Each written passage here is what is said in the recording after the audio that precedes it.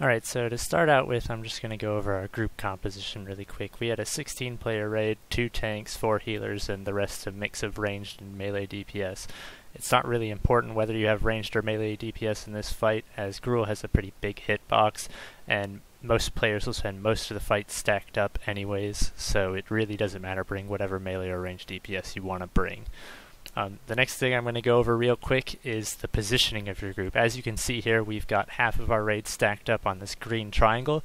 The other half is directly across the boss from us on a blue square. And the 2 tanks are opposite the boss to our left and to our right. Now, the tanks are standing away from the stack most of the time due to overwhelming blows, which is an attack that Gruul will do on his target, and it will deal a massive amount of damage to his target and anyone within 10 yards.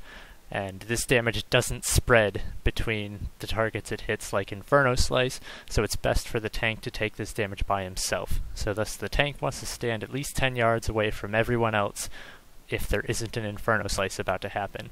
Now, Inferno Slice is the next mechanic I'm going to go over. Once every 15 seconds, Gruul will do an Inferno Slice, and this will happen when his rage gets to 100, so you can predict it quite easily, as it will always happen when his rage hits 100, which is once every 15 seconds on normal mode. And Inferno Slice will deal a massive amount of damage to his primary target and all other targets within a cone in front of him, and this damage is spread between all targets that it hits. So the tank wants to move into the range stack as Gruul is approaching 100 rage, so that the Inferno Slice can hit himself and the entire stack, spreading the damage out and not causing him to get one shot. So that's all the tanks really have to worry about on this fight. The healers and DPS have a few mechanics to worry about as well. First off, they want to stay stacked up the majority of the time, and then all they have to do is avoid several other mechanics. You can see around the room scattered are a few circles with debris falling from the ceiling. Those are cave-ins.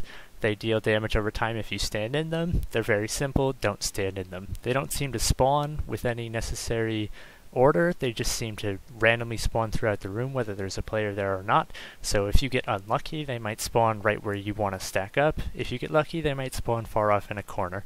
The point is just don't stand in them, and if they spawn where you're stacking, just adjust where you're stacking and make sure the tank knows so that he can get to you for Inferno Slice.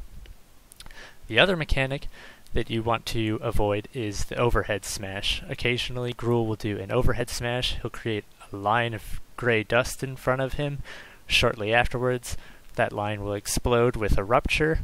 If you're standing in it, you'll take massive damage, probably die, get knocked up into the air, and be a massive noob. Dodge the big gray line when Gruul does overhead smash. The only other ability that you have to worry about as a DPS is Petrify. Occasionally Gruul will knock back 8 random raid members and they will be petrified. This is a 5-second debuff that slows them down over the course of its 5 seconds and eventually results in them being rooted in place and incapacitated. Shortly afterwards, Gruul will do a shatter move, which causes each player that's petrified to do AoE damage around them. Therefore, if they spread out while they had the petrify debuff, they won't deal any damage because there won't be anyone around them. They'll just hit themselves, and that's it. So basically, that's the only reason you want to spread out on this fight, is for when you get the Petrify debuff.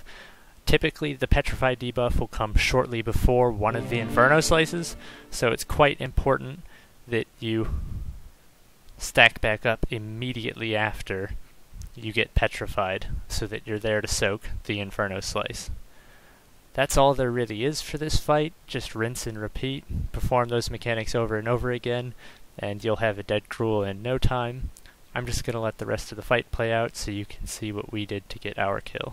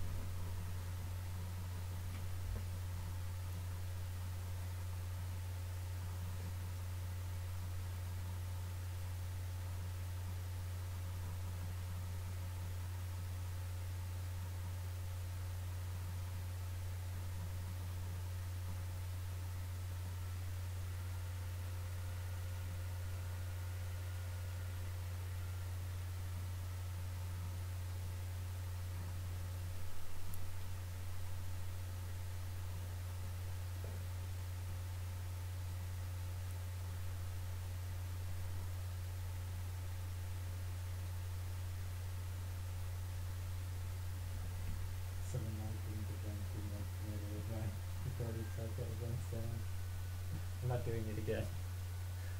This was the second time. I just felt I missed some things that I wanted to say. So